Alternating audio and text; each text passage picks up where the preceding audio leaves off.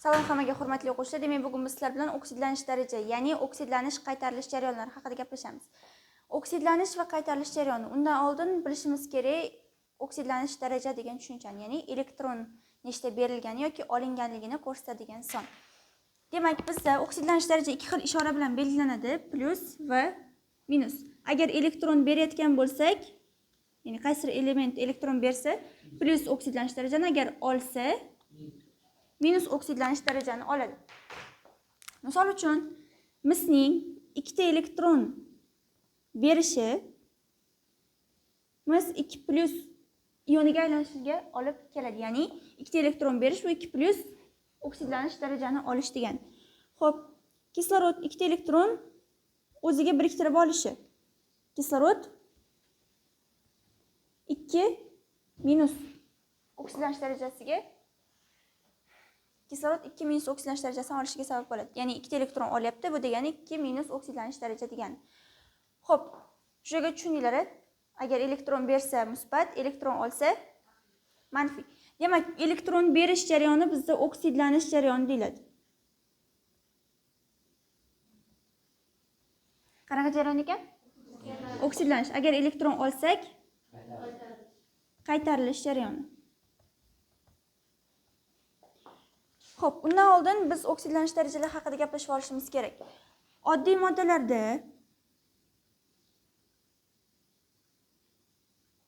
oksidlanish darajamiz har doim 0 ga teng.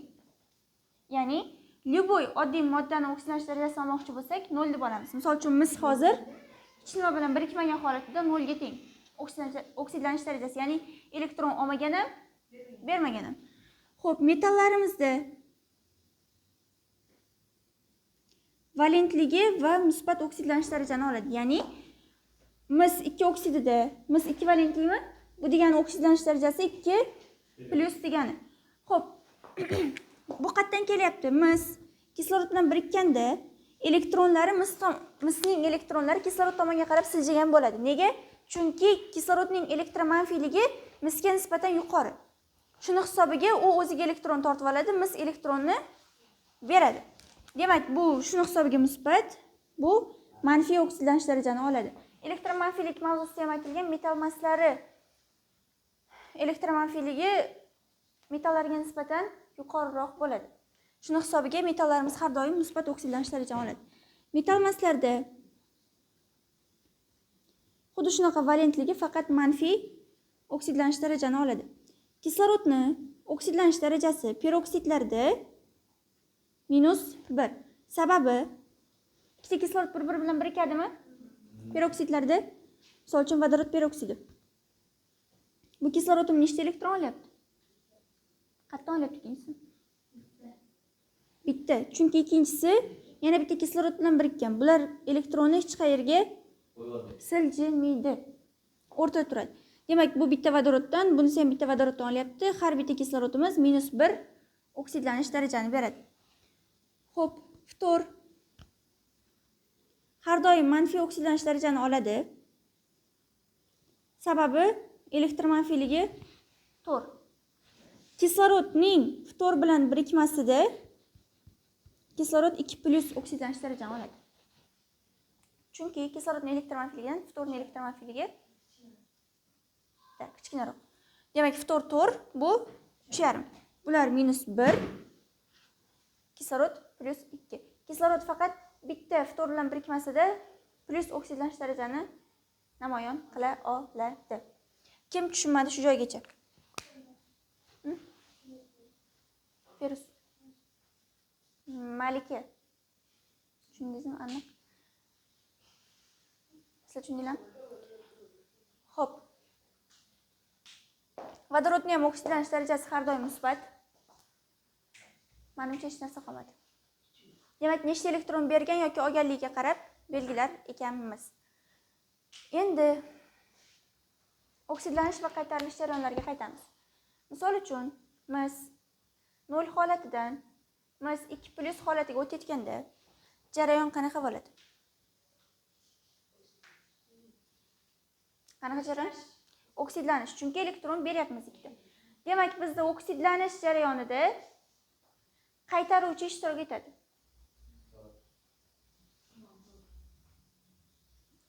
Rahmat tasdiqlaganingiz uchun. Oksidlanish jarayonida qaysi moddamiz ishtirok etar ekan? Qaytaruvchi.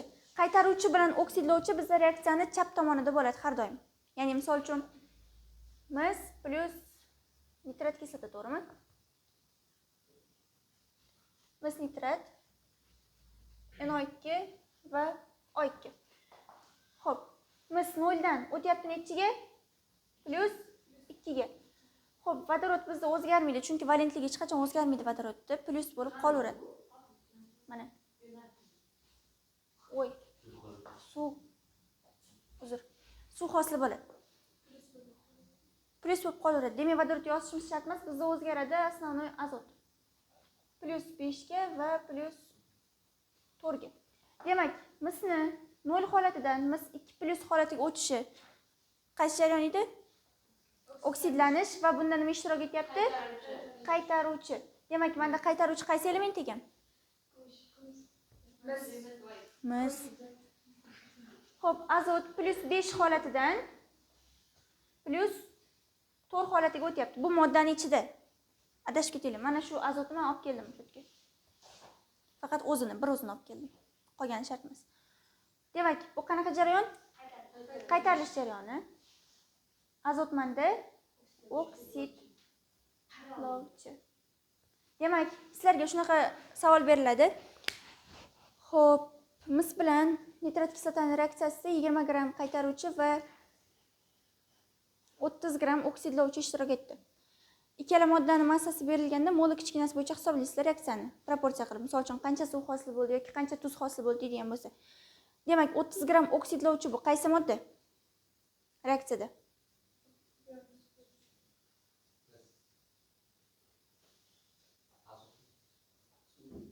Mismi nitrat kislotami?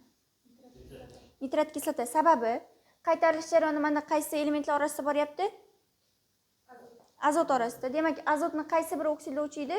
Plus 5 turgan, ya'ni reaksiyadan chap tomonda turgan oksidlovchi bo'ladi. Demak, qaysi menda oksidlovchi hozir 30 gram? Nitrat kislota.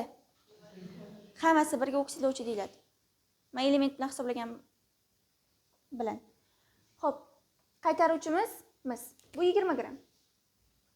30 gram. Massalarga bo'lib mol kichkinasini hisoblab qo'yamiz qolganini. Bir dunyo sizlarga shunaqa jarayonlar beriladi. Misol uchun kislorod 0 dan kislorod 2 ga o'tishi. Mis yozdim, mayli. Temir 2 dan temir 3 ga o'tishi. Oksidlanish qaytarish. Elektron bersak oksidlanish. Demak, mana nima ishtirok etyapti? Qaytaruvchi. Xo'p, kislorod 0 dan 2 ga o'tishi.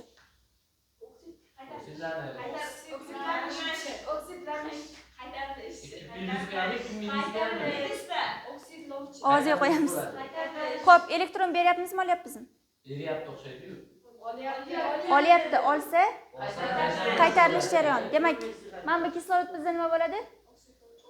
Oksidlovchi. Kim tushunmadi? Maktabda o'tgan mavzudan bu mavzu aralashib, bunaqa hujjatga ketdim. Kim tushunmadi? Tushunmadingizmi? Qayerga? Biz barnomada tushunmadik. Qayerga tushunmadingiz? Shu oxirlari. Tepada boshlaysiz. Plus nitrat kislota. Xo'p, qarang, mis bilan nitrat kislotaning reaksiyasi ketyapti. Men aytdim, ikkita jarayon bor. Xo'p. Qaytarilish va oksidlanish. Oksidlanish jarayonida elektron Beriladi. beryapmiz. Qaytarilish jarayonida olyapmiz. Xo'p, mis 0 holatidan mis 2+ holatiga o'tyapti. Bu qanaqa jarayon? Oksidlanish jarayoni. Oksidlanish jarayonida nima ishtirok etadi? Elektron beriladi. Nima ishtirok etadi? Qaytaruvchi. Qaytaruvchi. Demak, mis menda qaytaruvchimi, oksidlovchimi? Qaytaruvchi bo'ladi. Qaytaruvchi.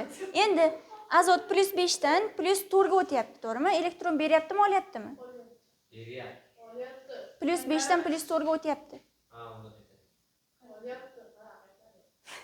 To'g'ri, Olsa qaytarib. Xo'p, qaranglar. Shkala chizamiz. Nasıl beşler birisi bulacak.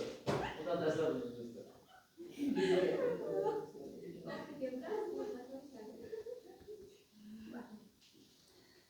Ha, plus 5'ten plus 4'e öter. Urs kelyapti. Bu bir uzun kesme.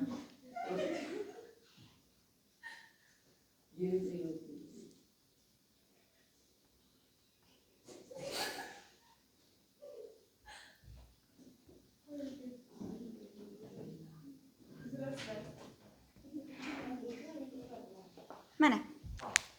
Elektron berish bu oksidlanish jarayoni, elektron olish qaytarilish jarayoni. Elektron olishda biz minusga qarab yuramiz, to'g'rimi? Ya'ni elektron qancha olsa, shuncha minuslanish bor. 6 ta elektron 6 degani minus 6 degani. Misol uchun, lekin 6 ta elektron olmaydi-yu. Xo'p, endi men aytyapman. Plus 5 dan plus 4 ga o'tdi. Mana bu yerda plus 4 bilan plus 5 bor. Bitta bu tomonga qarab o'tyapti. Elektron olyaptimi, beryaptimi? Olyapti. Olyapti. Qaytaruvchi bo'ladi. Nima beryapti endi? Qaytib beradi. Xo'p, qaytarilish jarayoni ekan. Qaytarilish jarayoni nima ishtirok etadi bizda? Feruz, qaytarish jarayoni nima ishtirok etadi? Oksidlovchimi, qaytaruvchimi? Qaytaruvchida Oksidlovchi. Qaytarilish jarayonida oksidlovchi ishtirok etadi. Adis tushunyapsizmi?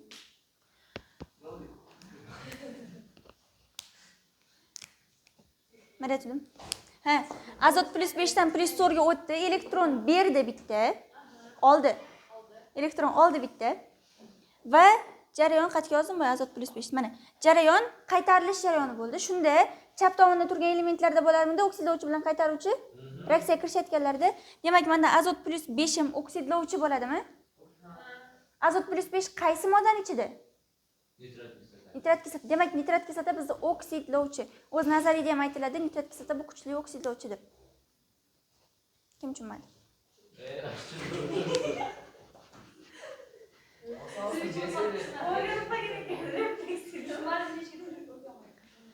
Xo'p. Savol beraman. Mardona. Temir 0 dan temir plus 3 ga o'tishi. Oksidlanish jarayoni. Agar bunda minus o'tsa, Minusga o'tolmaydi lekin temir. Chunki metallarimiz minus oksidlanishdan joy olmaydi. Elektron olmaydi ular, faqat beradi. Boya tushuntirdim. Chunki elektromofilig'i past. Gulxumor. Kislorod 0 dan plus 2 ga o'tishi. Oksidlanish. Kislorod 0 holatda bizda oksidlovchimi, qaytaruvchimi? Qaytaruvchi. Malika. Yo'q. Siz ishlaymiyor, masalan, berdi. Xlor 0 dan minus 3 ga o'tishi.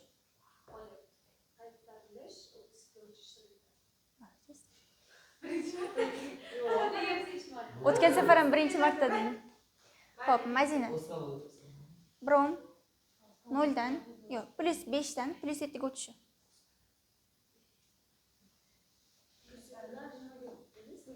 Plus 5 dan plus 7 ga o'tishi. Plus 5 dan plus 7 ga o'tishi. Oksidlanish. Qaytaruvchi ishtirok etibmi, oksidlovchimi? Qaytaruvchi. Oksidlanish jarayoni ko'p. qaytaruvchi. Nimaga beradi? Ha. Yod plus 3 dan minus 3 ga o'tishi. Miya voning bo'lsa.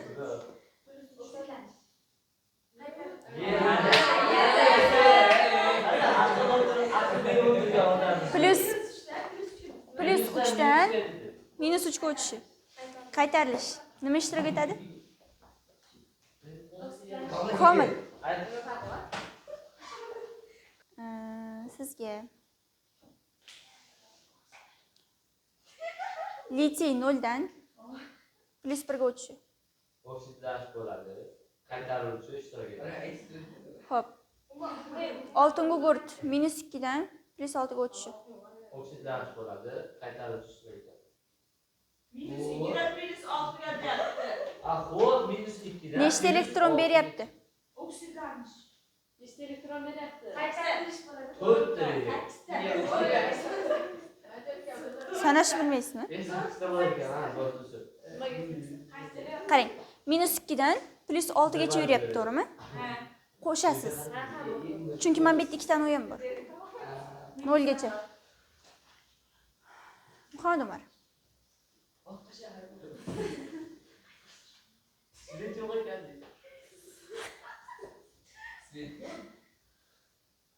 Element aytib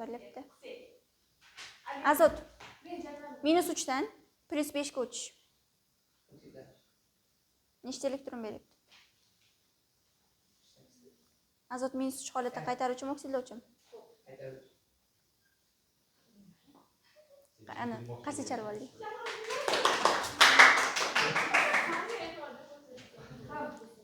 Muzaffar. Xrom 0 dan +6 ga o'tish. Nechta elektron? Qaytaruvchi ishtirok etadimi, oksidlovchimi?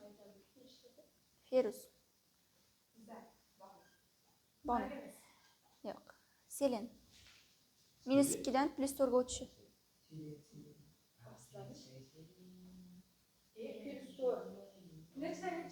-2 dan +4 ga o'tish. Nechta elektron beryapti? 6 ta. Xo'p, -2 holatda qaytaruvchimi, oksidlovchimi?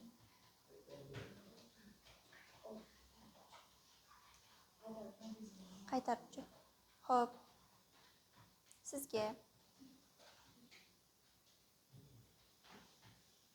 marganet +7 dan 0 ga o'tishi.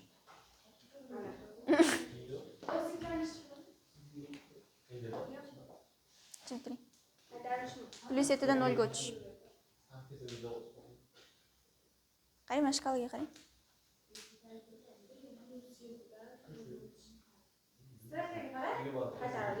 Qaytarilish. Oksidlovchi ishtirok etadimi, qaytaruvchimi? Oksidlovchi nechta elektron olyapti? 7 ta. 7 dan 0 ga o'tyapti. Просто 7 dan 0 ga o'tish uchun, mana qarang, siz 7 ta olma bor edi. 0 ga borishingiz uchun nechta elektron olib qo'yishim kerak sizdan? 7 ta. Adizbek, sizga xrom +4 dan 0 ga o'tishi. Qaytarilish nechta elektron olyapti? 4 ta. Xrom +4 holatda oksidlovchimi, qaytaruvchimi? Kim tushunmadi? Kim umuman tushunmadi mavzuga?